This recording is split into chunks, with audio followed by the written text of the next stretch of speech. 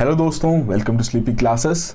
तो प्रीमिक्स में आज हम 5 सवाल डिस्कस करेंगे बैंकिंग से रिलेटेड। एग्जाम का समय नजदीक आ रहा है तो एक फाइनल गो हो जाए इन 5 क्वेश्चंस पर, राइट। चलिए शुरुआत करने से पहले एक छोटी सी पीस ऑफ इंफॉर्मेशन आप सभी के लिए, जो कि 2025 के लिए प्रिपेयर कर रहे हैं, कि स्लीपी क्लासेस द्वारा जीएस फाउंडेशन का बैच लॉन्च कर दिया जा चुका है। शेखर टू शिखर बैच है। शेखर दत्त सर की गाइडेंस के अंतर्गत बैच तैयार किया गया है, जिसमें अगेन लाइव लेक्चर्स आपके कंडक्ट किए जाएंगे। फैकल्टी क्यूरेटेड कंटेंट आपको यहाँ पर दिया जाएगा। प्रैक्टिस के लिए एमसीक्यूज भी दिए जा रहे हैं। मेन आंसर राइटिंग के लिए आपको क्वेश्चन इवैल्यूएशन भी यहाँ पर दी जाएगी। बट खास बात है कि यहाँ पर फैकल्टी से डायरेक्ट मेंटरशिप भी आपको दी जाएगी। तो जो भी 2025 के लिए तैयारी कर रहे हैं, चेकआउट कीजिए इस कोर्स को। डिटेल्स आपके सामने अवेलेबल हैं, एनरोल कीजिए एंड अपनी 2025 की प्रिपरेशन को और बेहतर बनाइए। चलिए, तो पहला सवाल यहाँ पर पेमेंट सिस्टम से रिलेटेड। नेफ्ट पेमेंट सिस्टम आपने जरूर सुना होगा, यूज भी किया होगा। National electronic fund transfer payment system. 2 statement दी गई हैं, बताना है कि कौन सी स्टेटमेंट यहां पर करेक्ट है। पहले हम कह रहे हैं कि किसी प्रकार की कोई लिमिट इंपोज नहीं की गई है आरबीआई द्वारा for the fund transfer through this particular system. Second कह रहे हैं कि आपका क्रेडिट पुश पेमेंट सिस्टम है। तो 2 स्टेटमेंट्स यहां पर दी गई, थोड़ा सोचिए और करेक्ट ऑप्शन यहां पर मार्क कीजिए।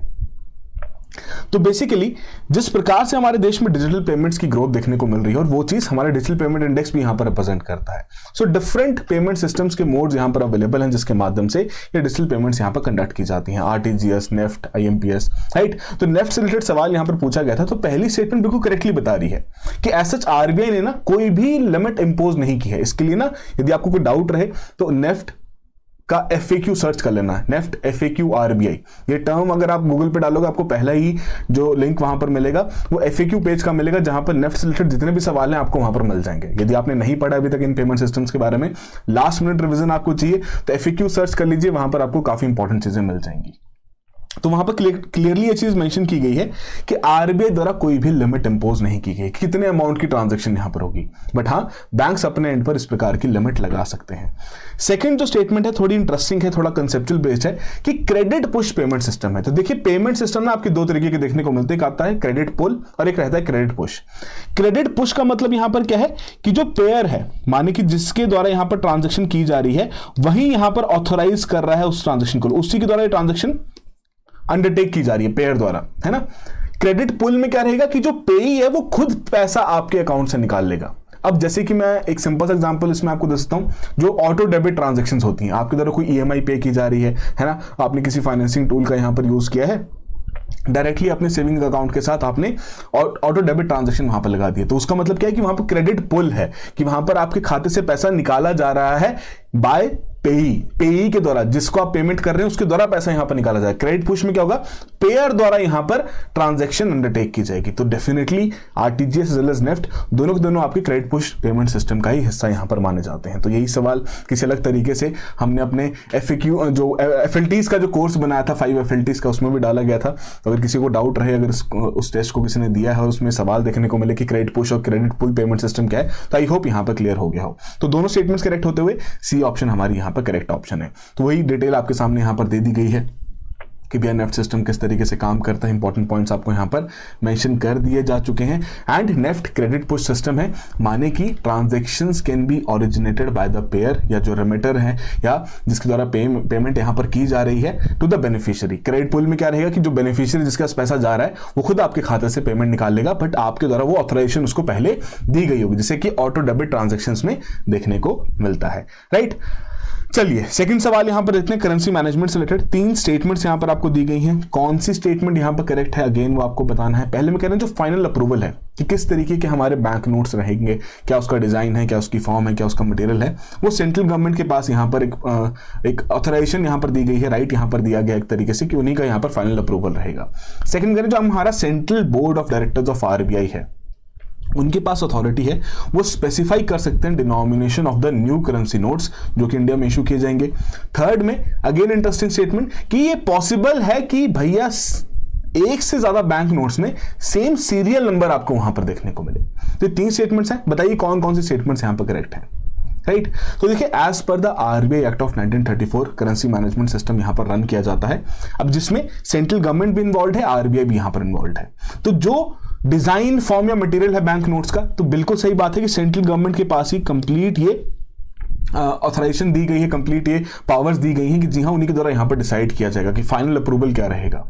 सेकंड अगर हम बात करें कि किस प्रकार से नई करेंसी नोट्स की डिनोमिनेशन की स्पेसिफिकेशन है, तो उसकी authority central board of directors of RBI के पास है, जी नहीं, ये भी सेंट्रल गवर्नमेंट के पास ही है। बट अगेन इसमें जो central board of directors of RBI है उनसे कंसल्टेशन उनके द्वारा की जाती है। बट अगेन जो फाइनल अथॉरिटी है वो सेंट्रल गवर्नमेंट के पास ही यहां पर देखने को मिलती है। तो central government in consultation with the central board of directors of RBI और एक तरीके से अथॉरिटी यहां पर रखते हैं कि स्पेसिफाई कर सकते हैं कि किस प्रकार से नए करेंसी नोट्स की डिनोमिनेशन यहां पर रखी जाएगी।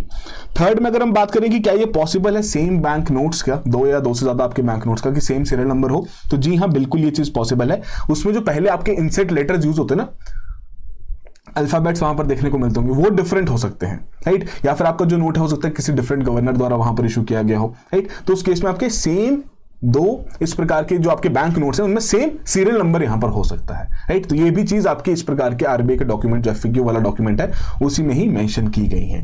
तो first and third statement correct होते हुए हमारा ए ऑप्शन यहां पर करेक्ट ऑप्शन। अगेन इंपॉर्टेंट, कई बार इस तरीके की फैक्चुअल चीजें पूछ ली जाती हैं, तो इसी के तहत आपका जो आरबीआई एक्ट ऑफ 1934 है उसी में सेक्शन 22 की बात रखी गई है कि आरबीआई के पास सोल राइट है कि बैंक नोट्स इनके द्वारा इशू किए जाएंगे। बट इसी में सेक्शन 25 क्या स्टेट करते हैं कि जो डिजाइन फॉर्म या फिर मटेरियल है बैंक नोट्स का वो अप्रूव किया जाएगा सेंट्रल गवर्नमेंट द्वारा on the basis of recommendation जो कि सेंट्रल बोर्ड ऑफ आरबीआई द्वारा यहां पर की जा रही है।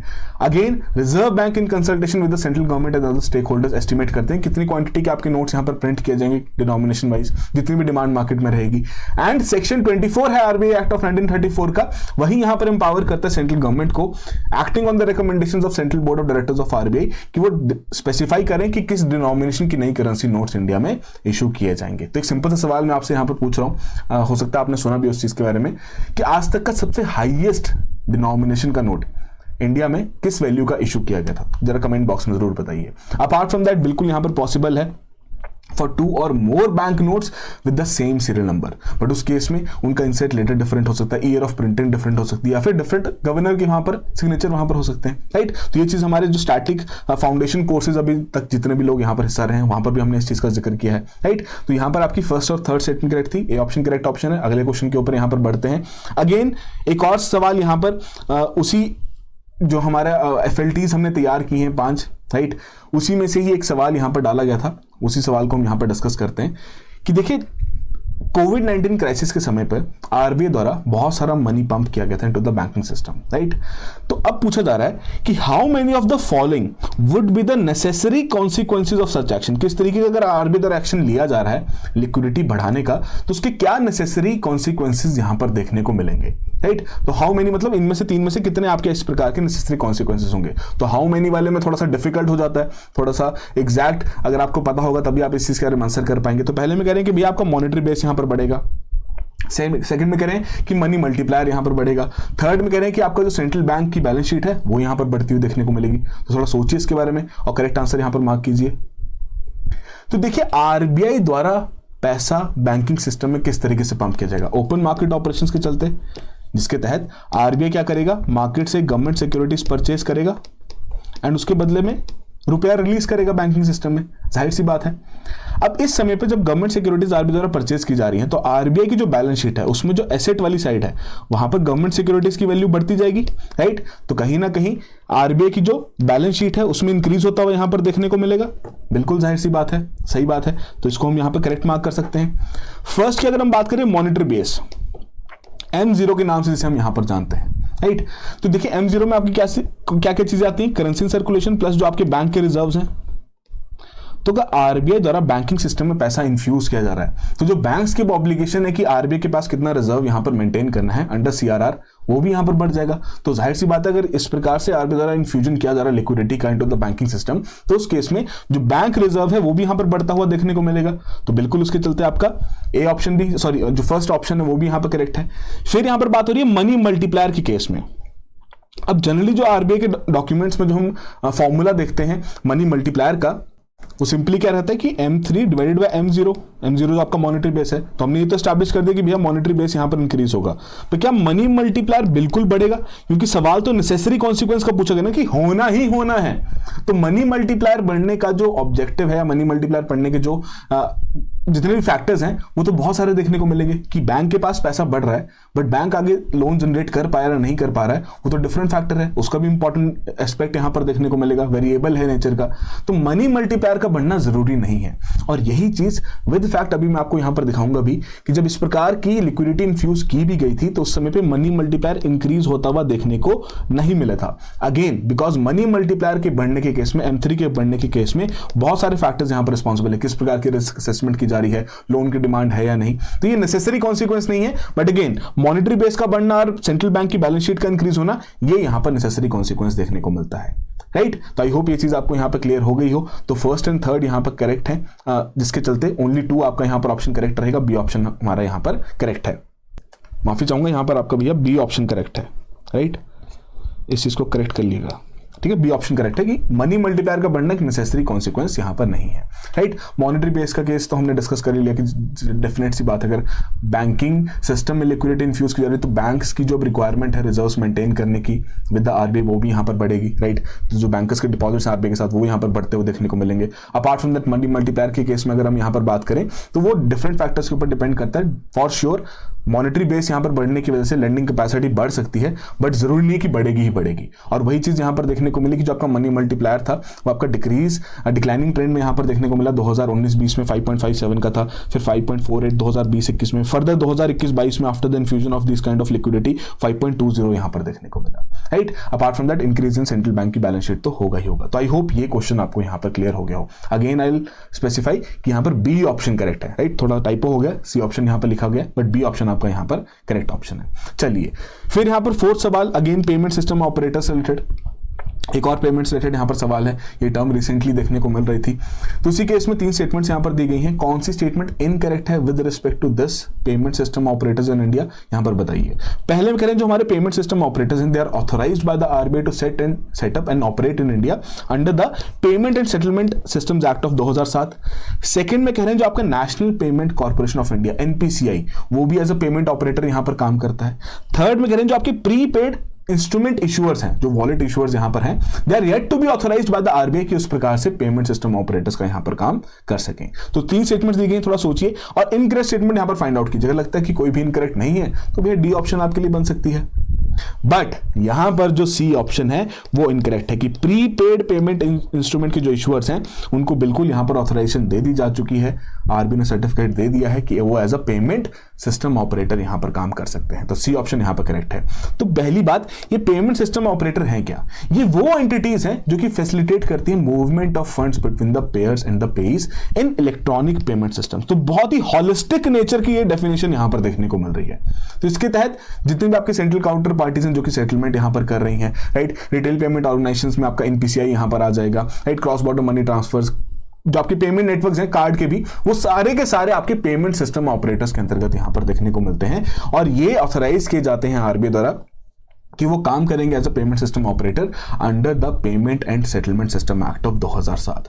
अब इस केस में जो आपके प्रीपेड पेमेंट इंस्ट्रूमेंट्स हैं, राइट, उनको भी अलाउ किया गया है कि वो भी यहां पर काम कर सकते हैं उस तरीके से, जिसमें आपका जैसे अमेजॉन का वॉलेट हो गया वो यहां पर अलाउ किया गया। तो पूरी लिस्ट यहां पर रिसेंटली निकाली गई है, लिस्ट में तो क्या जाना, बट हाँ ये कुछ इंपॉर्टेंट कैटेगरीज हैं, इनके बारे में आपको पता होना जरूरी है, राइट। तो ये सिंपल सा सवाल यहां पर पूछा गया था। अपार्ट फ्रॉम दैट जो बी ऑप्शन है एनपीसीआई, वो मैंने आपको बता दिया है कि under the category of retail payment organisation उस तरीके की टाइप्स में इन्हें भी यहां पर ऑथराइजेशन दी गई है आरबीआई से कि वो as a payment system operator यहां पर काम कर सकते हैं।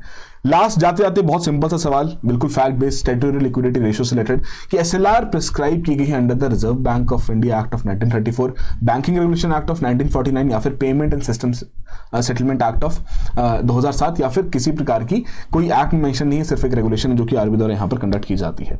तो 4 ऑप्शन हैं, बताइए यहां पर करेक्ट ऑप्शन क्या है। तो पहले भी हमने प्रीमिक्स में सवाल डिस्कस किया था, तो फैक्ट बेस्ड चीजें भी अब क्लियर रखनी है, ऐसा नहीं है कि यूपीएससी सिर्फ कंसेप्चुअल चीजें आपसे पूछ रहा है, फैक्चुअल चीजें भी वहां पर पूछी जा रही हैं। तो करेक्ट ऑप्शन बताइए। यहां पर हमारी करेक्ट ऑप्शन है कि under the banking regulation of act of 1949 SLR prescribe किया जाता है आरबीआई द्वारा। तो करंटली कितना SLR चल रहा है जरा वो भी बता दीजिए। तो पहली बात, SLR बेसिकली क्या है कि बेसिकली एक पर्टिकुलर रेशियो यहां पर डिफाइन की गई है as a percentage of net demand and time liabilities, right, कि बैंक की जो net demand and time liabilities यहां पर रहती हैं उसके तहत SLR यहां पर प्रिस्क्राइब किया जाता है, जिसके तहत ये बताया जाता है कि बैंक को इतना परसेंट ऑफ जितनी भी आपकी net demand and time liabilities हैं उसका एक सर्टेन परसेंटेज लाइबिलिटीज लिक्विड की फॉर्म में यहां पर रखना है, राइट। अब ये एक तरीके से स्टैट्यूटरी लिक्विडिटी रेशियो एक मिनिमम परसेंटेज है जो कि आरबीआई द्वारा यहां पर प्रिस्क्राइब की जाती है टाइम टू टाइम। आरबीआई चाहता है कि यहां पर क्रेडिट ग्रोथ देखने को मिले, तो उस केस में वो क्या करेगा बैंक को कि भैया थोड़ा SLR अपना कम कर लो, कोई नहीं तुम ज्यादा उधार यहां पर दो, राइट। आरबीआई चाहता है कि नहीं यार इन्फ्लेशन आ रही है, हमें क्रेडिट ग्रोथ को यहां पर थोड़ा सा कम करना है, राइट, तो उस केस में वो SLR को बढ़ाने की कोशिश करेगा, राइट। तो सिंपल से पॉइंट्स आपको मेंशन कर दिया चुके हैं। तो ये थे बेसिक से 5 सवाल बैंकिंग से रिलेटेड। अगेन ऐसा तो नहीं है कि सिर्फ इन्हीं 5 सवालों से आपसे वहां पर पूछा जाएगा, बट इंपॉर्टेंट था कि कुछ चीजें हम यहां पर रिवाइज कर लें, कुछ नई चीजें भी अगर आपने यहां पर सीखी हो तो भैया वैल्यू एडिशन ये कमेंट बॉक्स में जरूर लिखिएगा। एंड आई होप सभी ने अच्छे तरीके से यहां पर इन 5 क्वेश्चन में परफॉर्म किया हो। जो भी आपका स्कोर है कमेंट बॉक्स में जरूर मेंशन कीजिए। एंड वो जो 5 FLT सीरीज की जो मैं बात कर रहा था उसी का ही एक लास्ट एंड फाइनल ऑफर है कि लास्ट के कुछ दिन बचे तो कर सकते हैं, अभी भी किया जा सकता है कि आप FLTs यहां पर लगा सकते हैं। तो इसमें फ्लैट 25% का ऑफ दे दिया जा चुका है। 749 में आपको 5 FLTs यहां पर अवेल हो जाएंगे एंड उस तरीके से आपके लिए एक नया वैल्यूएडिशन कंटेंट भी यहां पर मिलेगा। साथ के साथ जो चीजें आपने ऑलरेडी पढ़ ली हैं वो भी आप यहां पर रिवाइज कर पाएंगे। चलिए, so that will be all the very best, have a good preparation.